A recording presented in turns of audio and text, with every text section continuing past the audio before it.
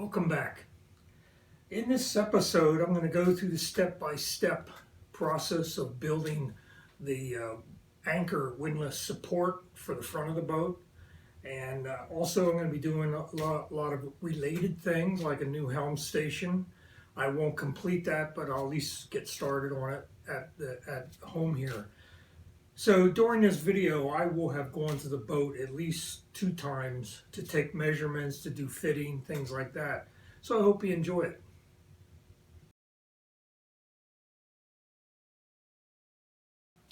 I had lots of 2-inch thick mahogany. I mean, this stuff is beautiful, old growth stuff that I got many years ago from somebody who had it also many years in his barn.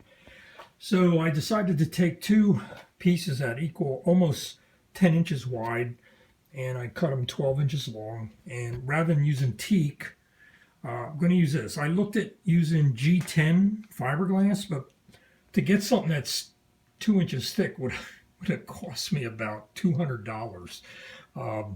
Very expensive. So what I'm going to do is take this mahogany, because I have a lot of it, and then I'm going to cover it with fiberglass. So I'm going to encase it in fiberglass, and then I'll drill all the various holes. Drilling through this is going to be a real challenge, but anyway, I'll give it a shot.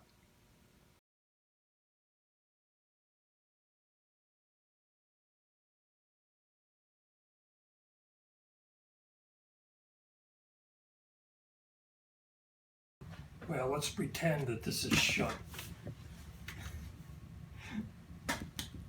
Zip, zip, zip. Oh, look. This is the anchor windlass. Maxwell. I got an up-down switch. Got a nice breaker. I was going to buy a separate one, but this is exactly what I needed. I wanted something that'd be a panel mount. That'll be perfect.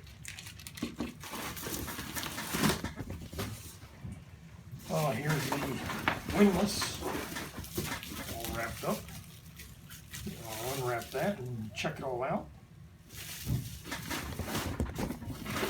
The up-down solenoid, and this is the well, one thing, it releases the windlass, what do they call that, the Wildcat. Like, I think if you want to bring it up by hand, you can use this. Otherwise it will loosen, so you can take it apart and grease it. I don't know if this is a spare pressure arm for the windlass or if there's one already installed. I don't know, but it does come with bolts, and this answers one of my questions as far as size of bolt. It's all thread. It's all thread bolt. So basically, if it's too long, that's fine. You just have more bolts sticking out in the anchor locker. That works great. Never thought of that. Obviously, they're smart. They did. Instructions.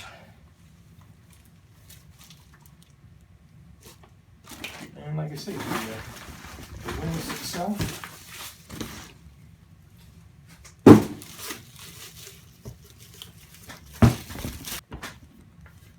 There's the bottom. There's where the chain comes out. It comes with wire. I wasn't expecting that. I thought I'd be wiring it right up to the motor.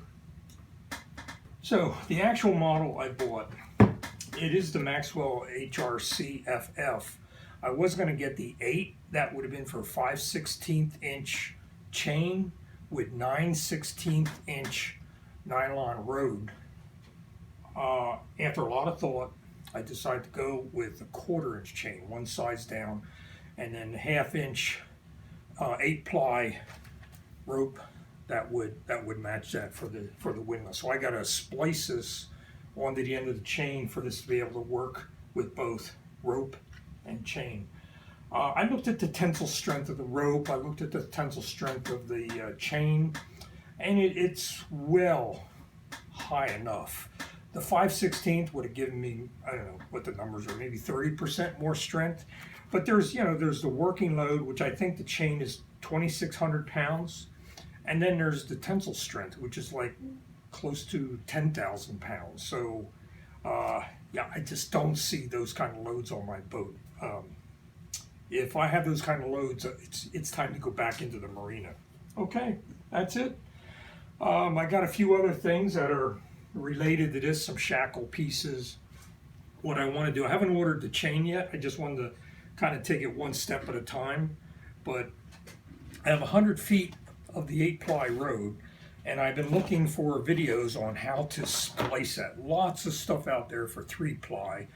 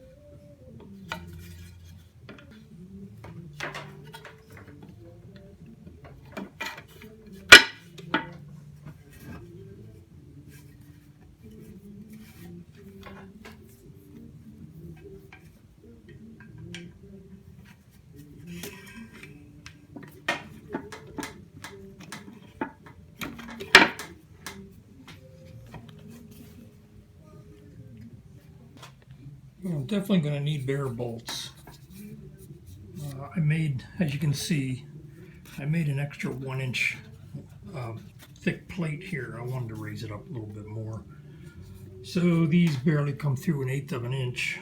So I'm probably, to get through the deck, I'm going to need another inch and maybe another 1/2 inch for the bolts. So, you know, to be conservative, maybe 2 inches longer than these are. I think these look to be about 4 inches. They look to be about 4 inches already. But I oversized these holes here to make sure I could get in alignment. And I also oversized this by a 1/2 inch to make sure I could get in alignment there.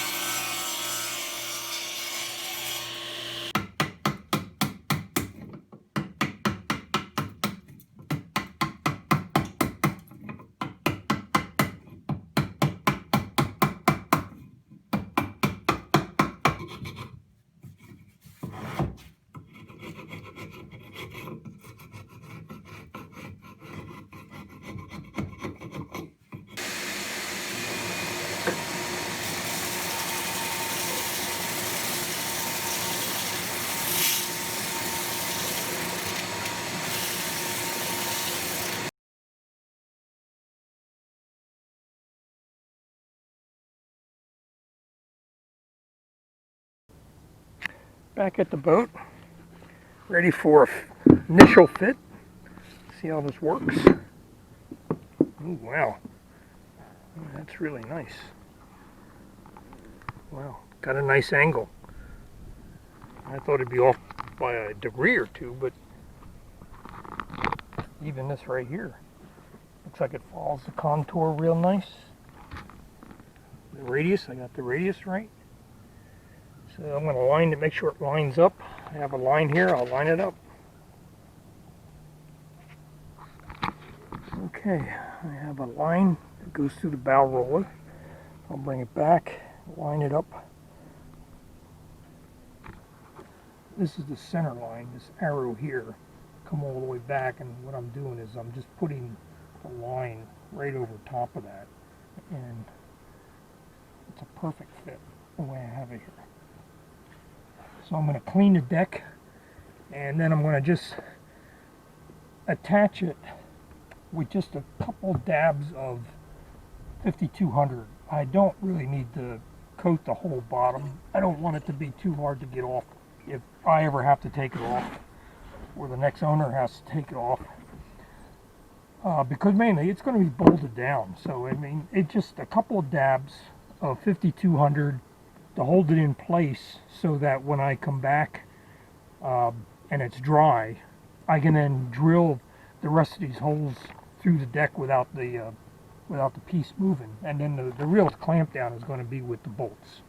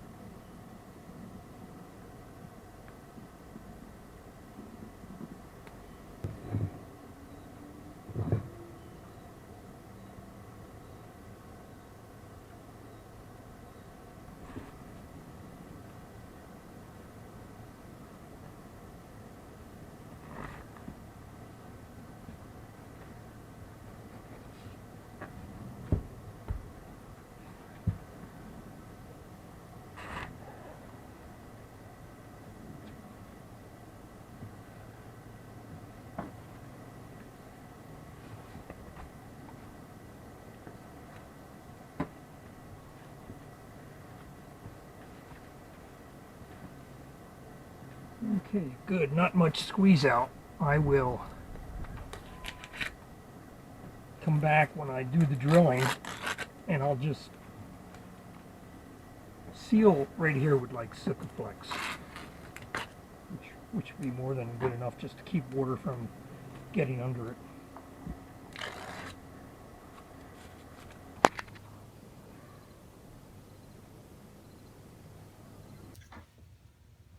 Now the next task on the Anchor Windlass is to modify the helm station in the cockpit. This is a piece of the helm station that I just took off the boat yesterday, and I keep my chart plotter. It's about 6 inches square. Here I keep my autopilot controller here, and then underneath, which you can't see right now, but underneath had some 12 volt outlets, USB, and also a standard 12 volt cigarette outlet.